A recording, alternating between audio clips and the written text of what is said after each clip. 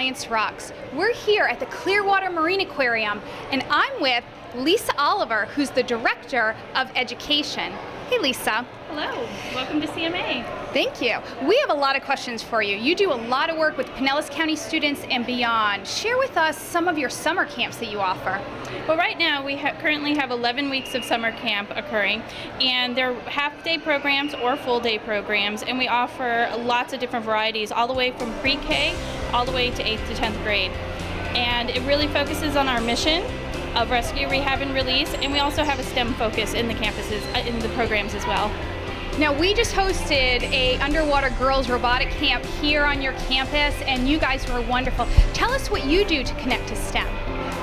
Well, we try to incorporate STEM into every program, and we were just up in the classrooms and we saw the Helping Hands camp where the students participate in mock rescues. And one of the rescues that they participate in is a mock rescue with an otter. And then throughout the course of the week, they actually take measurements with the otter. And just like a human, when we go to the doctor, so they take those types of measurements, so they're learning different skills in terms of mathematics and growth, and eventually they'll use some reasoning skills to determine whether or not their otter will be released.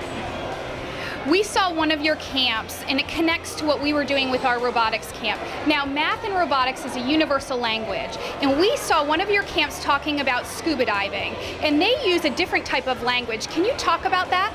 Yes, they use underwater language.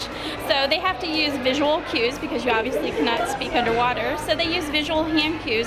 So we do that, and we teach them how to participate when they're in a scuba situation using the hand cues. And we also have a program where we have a diver go into one of our tanks and they communicate with the diver underwater. That is absolutely amazing. You mentioned that we have a lot of Pinellas County students here, but you also have students from around the country that are attending. You offer camps during the school year for our students as well. Talk about that a little bit. Yes, we offer a variety of seasonal camps. Right now we have the summer camps that are occurring, but we also have fall camps around Thanksgiving. We also have the holiday camps in December, and we also have our Spring into Science, which is very heavily focused on STEM for our our spring break camps. One thing that we try and promote in our STEM academies is reuse, recycle, and we saw some of that in one of your summer camp programs here. Can you talk about how you instill that methodology with your summer camp students? Certainly. We always want to have a take-home message with our camps and our programs, something that our students can do outside of the classroom to be proactive with the environment.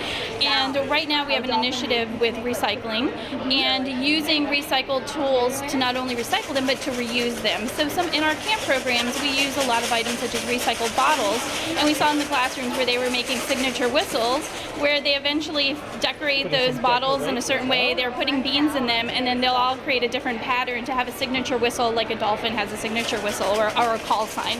Thanks, Lisa.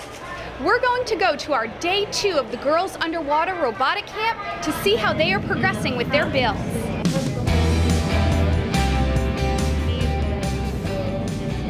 So the thing to keep in mind with these art pieces is the curve.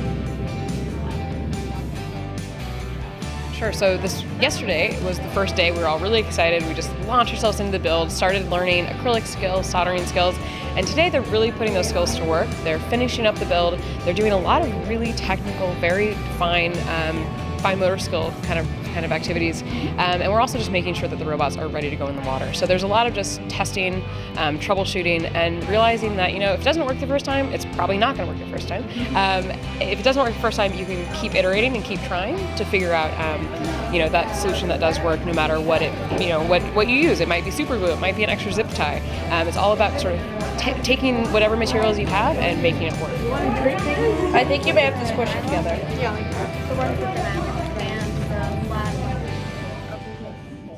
We've done tremendous work in one day. If you looked at our board over there, we had about 20 things, and it was pretty intimidating walking in. So today we started with really the shell, and we had brains and brawn that we were working on. So one team was working on the shell and the structure of the system, and the other was working on the brains, which would be the computer components with the camera and the lights. I really like doing the ROVs. Given where we live in Florida, it's a very accessible career option for girls, and we have a lot of opportunities to practice that other people might not. So I think with us, it's for the girls to have a chance to not be with the boys. Sometimes the boys have a tendency to rush or to to have done these skills ahead of time, so they already know what they're doing and they do it a lot faster. The girls take a little more time to process because it's something new. So I think it's really awesome that they're getting to do this in 8th and 9th and 10th grade, and that they'll have that as a background skill, so when they get to college and when they get out into the working world, they're on that same level playing field of having had that experience and knowing how to do these things instead of learning from the beginning when half the class already knows. During day 2, you've had 2 days to work with females you've never worked with before. What has been your best experience so far? Probably just being able to actually socialize and make friends, because we're from many different places and many different grades. And it's nice for us to all work and see who really stands out as like leaders, as if we can all share time in learning how to be leaders and actually getting work done. That's nice. Pretty cool. Yeah, it's really convenient. We can try it if you want to. Okay. Why did you decide to become one of the females that is participating in this 3-day Girls Underwater Robot Camp? Well, I've always had an interest in building and robot, and this is kind of more of a creative experience. And I thought, hey, this will definitely help me in the future because I want to do something with space when I grow up. And I know that the underwater is a lot like space because there is not much gravity. So I decided that, hey, learning about this would probably help me in the future when I plan to go to space and work during space. Trudy Johnson is the local educational representative for National Geographic, and she supports the school district and shares why it is so important for National Geographic to be a part of this program. What we thrill at having the opportunity to do is to make a difference in young girls' lives and work with leaders like yourself in education who want to make that same difference. And in the days that you watch these young girls come through the door, very shy, very timid, and then in the second day, just unfolding and blossoming, you see the growth that takes place when interest is shown in them. And so we at National Geographic believe in, exposing young learners to the world. And this is a world that maybe they've not yet experienced. So I'll just do a quick introduction. We are now sailing to our first dive site of this expedition.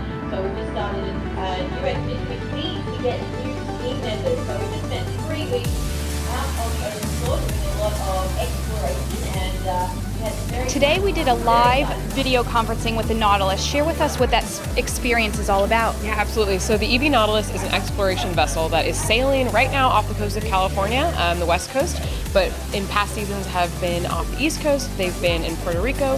In the future, they'll be down in Mexico and even in Southeast Asia. So they travel around the world exploring our oceans.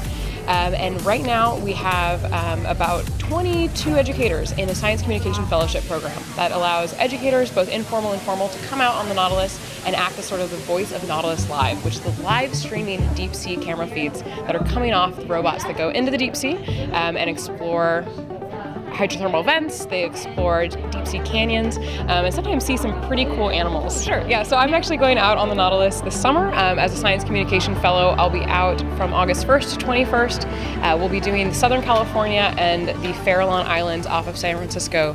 2 expedition legs. We'll be researching volcanic areas of volcanic activity as well as a shipwreck, the USS Independence, and then also possibly a little bit of white shark research. So lots of geology, biology, and oceanography study coming up. So tune in and you'll hear my voice over the Nautilus Live.